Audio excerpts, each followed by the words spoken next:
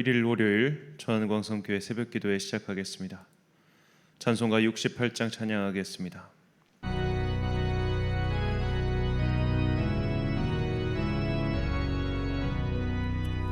오 하나님 우리의 창조주시니 내 주님께 귀한 것 드립니다. 내 주께만 엎드려 경배드리며 내 주의 이름 높이 찬양하네. 오 하나님 우리의 대주제시여 큰 풍랑이 일 때도 도우셨네. 죽음에서 우리를 구하셨으니 내 주의 이름 높이 찬양하네. 주 하나님 이름을 함께 높이며 대주제께 영광을 돌리오리. 그 능력이 우리를 지켜주시니 주 하나님을 높이 찬양하네.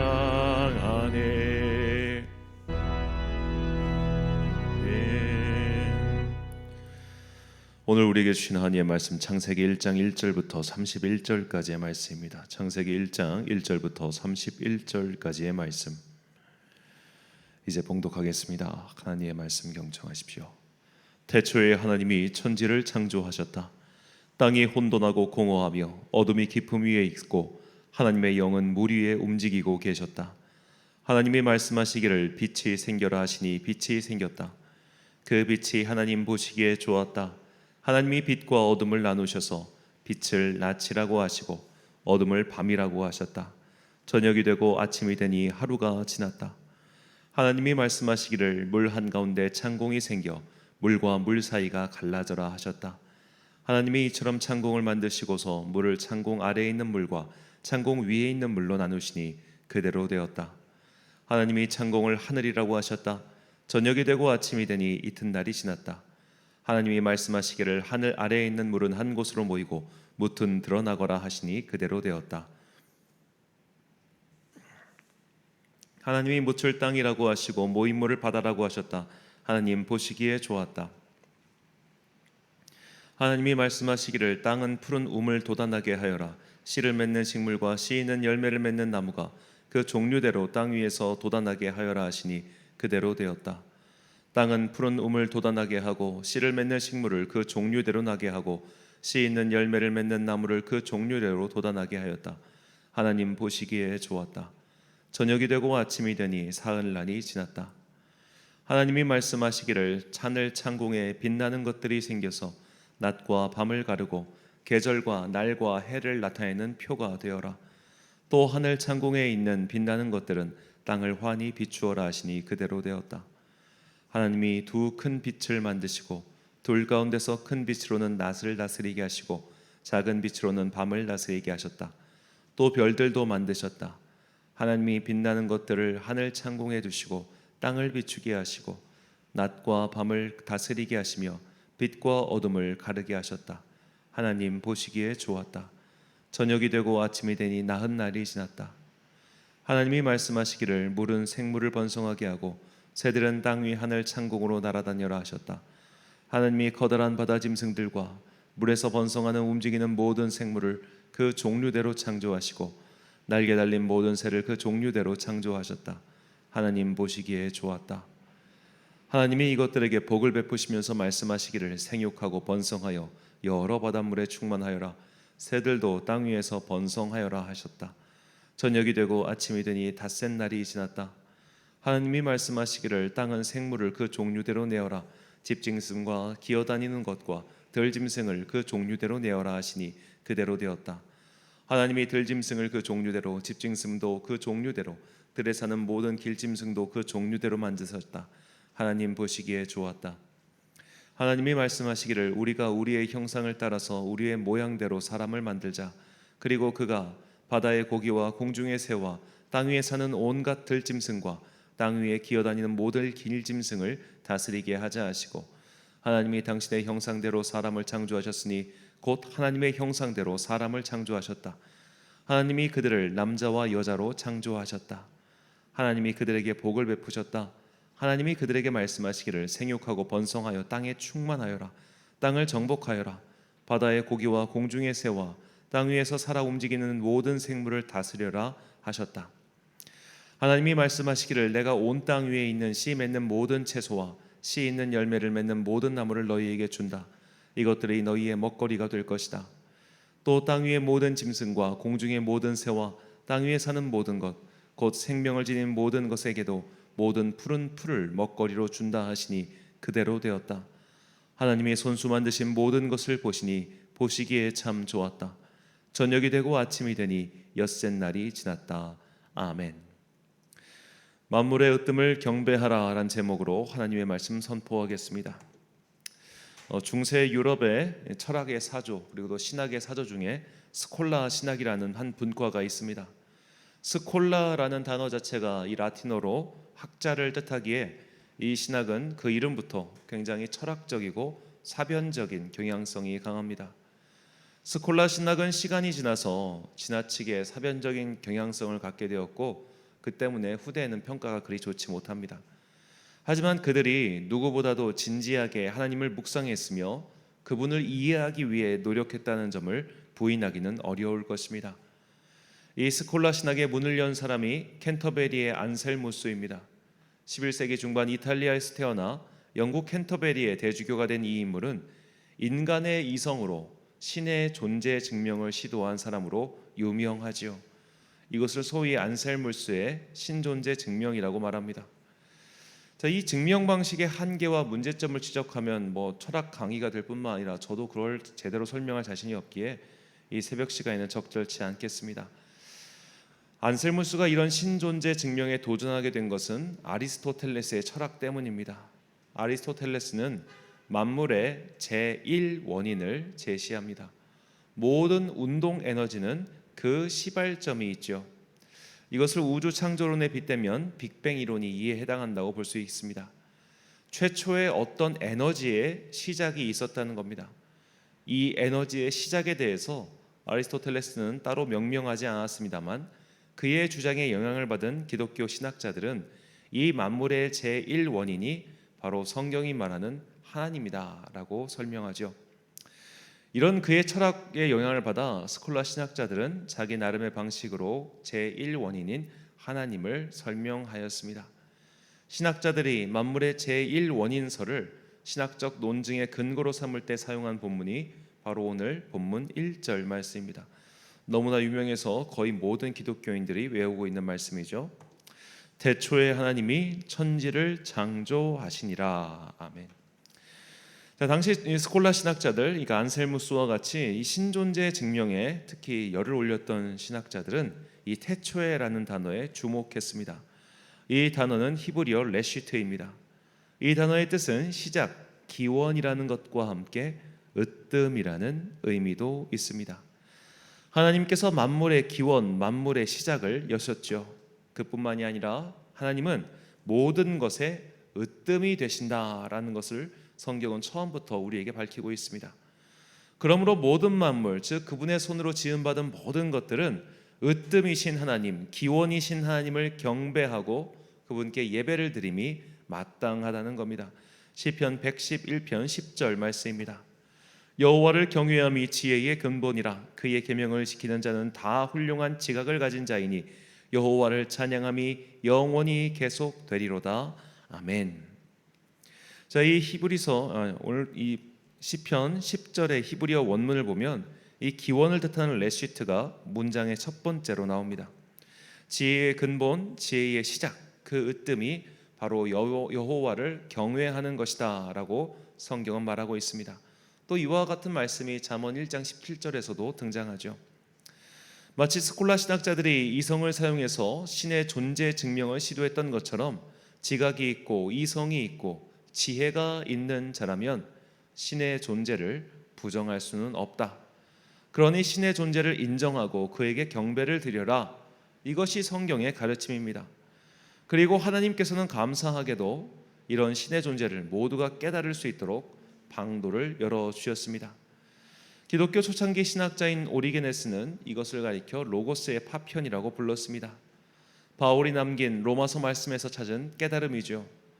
하나님께서는 모든 피조 세계의 만물 가운데, 즉 당신이 지으신 이 모든 만물 가운데 하나님의 흔적을 남겨두셨습니다. 비록 죄로 인해 그것이 흐려지고 망가졌지만 기능이 완전히 상실된 것은 아닙니다. 그러니까 비유하자면 하나님께서는 이 세상 만물을 창조하실 때 그 안에 하나님과 소통할 수 있는, 연결할 수 있는 안테나를 만들어 두신 거예요. 안테나. 이 안테나가 정상적으로 작동이 되면 하나님과 소통을 할 수 있는데, 이 안테나가 죄로 인해 망가졌기 때문에 우리가 하나님과 직접 소통할 수 있는 길이 무너진 겁니다. 하지만 이 안테나가 완전히 박살이 난 건 아니에요.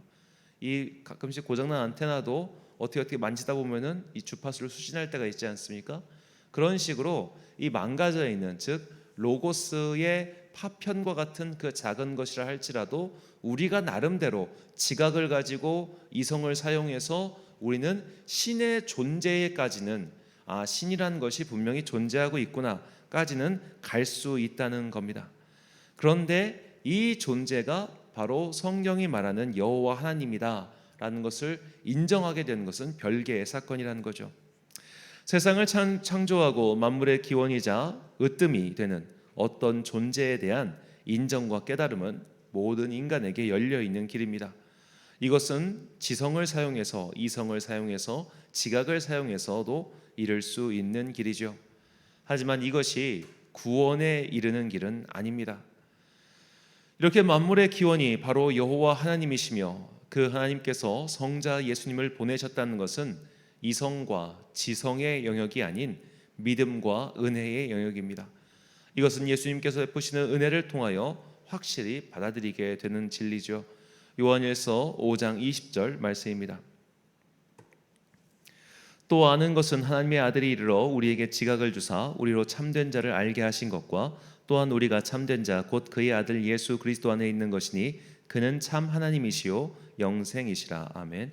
요한일서 5장인데 제가 잘못 적었습니다.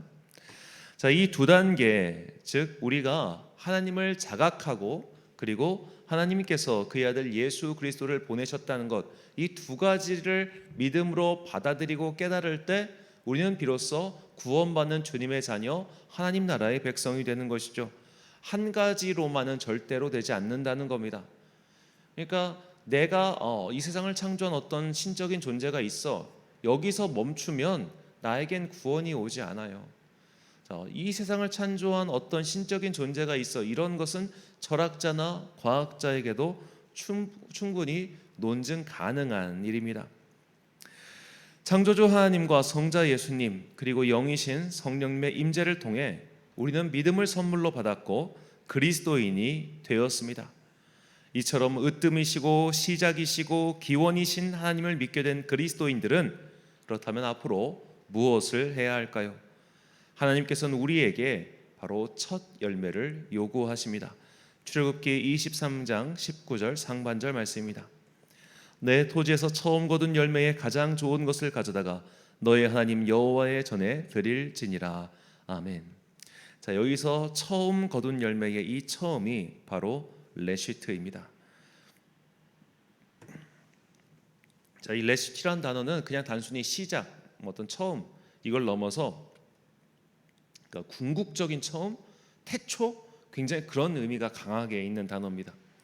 하나님께서는 여러 차례 성경에서 이런 첫 열매를 바칠 것을 요구하셨습니다. 사람들은 이상하게도 사랑의 하나님, 은혜의 하나님을 언급할 때는 별 반응이 없다가 헌금 이야기만 나오면 마음이 불편한지 아주 이상한 반응을 보이곤 하죠. 저도 유튜브에 예배 영상을 올리면서 이게 다른 걸 올렸을 때는 한 번도 악플이 달린 적이 없었는데 11조 설교에만 유독 악플이 달리고 있습니다.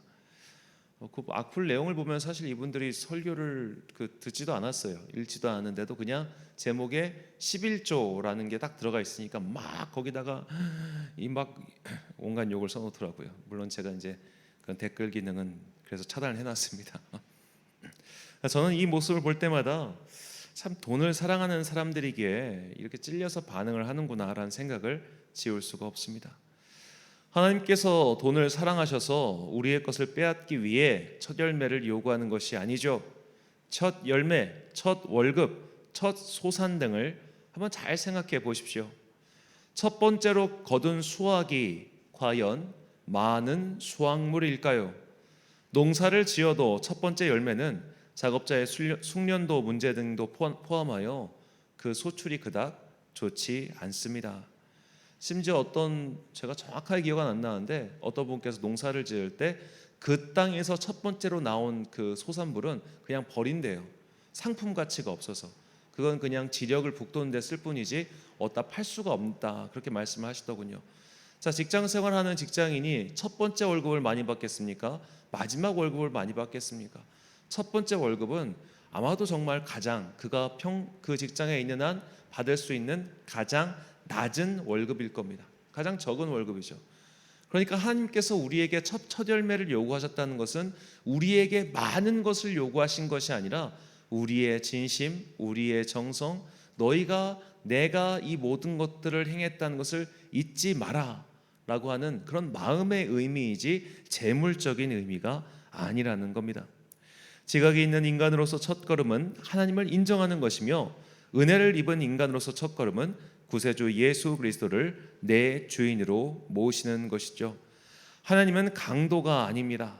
주님은 우리에게 이런 진실된 예배를 요구하실 분이죠. 미가서 6장 7절과 8절 말씀입니다. 여호와께서 천천의 수량이나 만만의 강물 같은 기름을 기뻐하실까? 내 허물을 위하여 내 맏아들을 내 영혼의 죄로 말미암아 내 몸의 열매를 드릴까? 사람아, 주께서 선한 것이 무엇임을 내게 보이셨나니 여호와께서 내게 구하시는 것은 오직 정의를 행하며 인자를 사랑하며 겸손하게 내 하나님과 함께 행하는 것이 아니냐. 아멘. 사랑하는 천안광성교회 성도 여러분, 그리고 이 새벽을 함께 깨우고 계신 귀한 주님의 자녀 여러분, 만물의 시작이시며 모든 것의 으뜸이 되시는 주님을 바르게 경배하고 온전히 예배드리는 그런 주의 자녀들이 되십시오. 그러기 위해서 우리는 우리의 첫 열매를 주님께 드려야 합니다. 우리가 드리는 첫 열매는 그 품목이 무엇이든지 우리가 나중에 얻을 것에 비하면 가장 작은 것입니다. 우리는 실상 가장 작은 것을 드리는데도 그것을 아까워해서는 안 되겠죠. 주님께서는 예수 그리스도를 믿는 모든 자에게 구원의 문을 활짝 열어두셨습니다. 하지만 그리스도의 선택을 받지 않은 자들은 이 문에 들어갈 수 없기에 아무나 또한 들어갈 수 있는 길은 아니지요. 그러므로 우리는 아무나가 아니기에 선택받았고, 그러기에 마땅히 으뜸이시고 시작이시고 기원이신 하나님께 선택받은 자들로서 우리의 시작을 또한 그분께 맡겨드림이 마땅합니다. 내 삶에서 주님께 받은 그 첫 번째로 감사를 드리십시오. 그것이 천지를 창조하신 하나님을 바르게 경외하는 시작입니다. 이 세상에 시작을 여셨고 이제 마지막 문을 닫으실 그분을 바르게 경배하는 여러분과 제가 되시길 간절히 축원합니다. 기도하겠습니다.